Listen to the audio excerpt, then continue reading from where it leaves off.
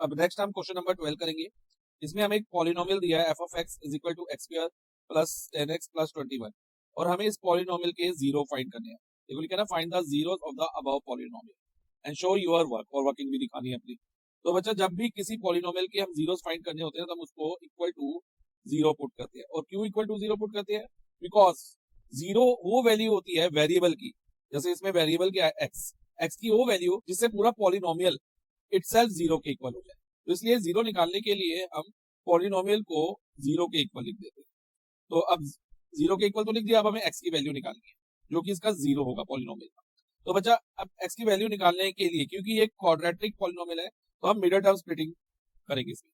देखो बच्चा, इसमें मिडिल टर्म में एक्स का कोएफिशिएंट क्या है? 10 है, यानी कि सम हमारा 10 रहेगा और प्रोडक्ट होगा कांस्टेंट टर्म यानी कि 21 मल्टीप्लाई बाय एक्स स्क्वायर के आगे जो नंबर है। अब एक्स स्क्वायर के आगे कुछ नहीं है तो 1 है, तो 1 इंटू 21 21, तो प्रोडक्ट 21 हो गया।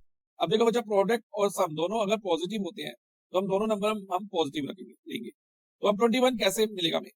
एक तो 1 इंटू 21 21 होता है, लेकिन अगर हम इन दोनों को ऐड करें 1 प्लस 21, ये तो 22 बनेगा, तो ये नहीं होगा क्योंकि सम हमें 10 चाहिए।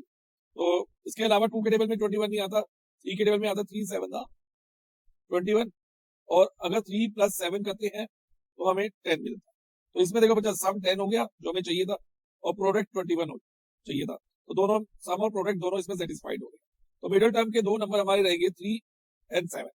तो अब हम मिडिल टर्म स्प्लिटिंग करते हैं। पहले हम लिखेंगे एक्स स्क्वायर, अब 10x की जगह आ जाएगा 3x plus 7x plus 21 is equal to 0। अब नेक्स्ट ध्यान दो बच्चा, एक्स स्क्वायर और प्लस 3x में x कॉमन है, तो ब्रैकेट में क्या बचेगा? एक x, क्योंकि x into x x square होता है, और 3x में से x बाहर लेंगे तो प्लस 3 होगा, क्योंकि x इंटू 3 3x होता है, प्लस अब 7x और 21 में देखो बच्चा, 7 और 21 में हाईएस्ट कॉमन फैक्टर जो है वो 7 है, क्योंकि 7 सबसे बड़ा टेबल है जिसमें 7 और 21 दोनों आते हैं, और वेरिएबल में कुछ भी कॉमन नहीं है। देखो इधर x है, इधर वेरिएबल है ही नहीं 21 के साथ, तो हम ओनली 7 कॉमन ले लेंगे। अब ब्रैकेट में क्या रहेगा? एक तो x, क्योंकि 7 इंटू एक्स 7x होता है, तो हमने 7 बाहर ले लिया, तो ब्रैकेट के अंदर x रहेगा, और 21 7 के टेबल में कितने पे आता है? 3 पे, 7 3 था 21, तो इधर 3 रह जाएगा, 7 3 था, देखो 21 हो गया, इज इक्वल टू 0। अब ध्यान दो बच्चा, जो ये मैं डबल अंडरलाइन कर रहा हूँ टर्म्स को, इनमें दोनों में x प्लस 3 कॉमन है, तो हम x प्लस 3 कॉमन ले लेंगे, तो लिख दिया एक ब्रैकेट में x प्लस 3, और सेकंड ब्रैकेट में क्या आएगा? एक तो ये x आएगा, देन प्लस का साइन और नंबर 7 ये वाला is equal to 0।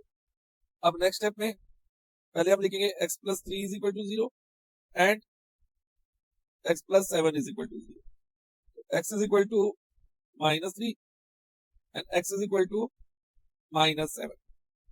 So zeros of the above polynomial are -3 and -7.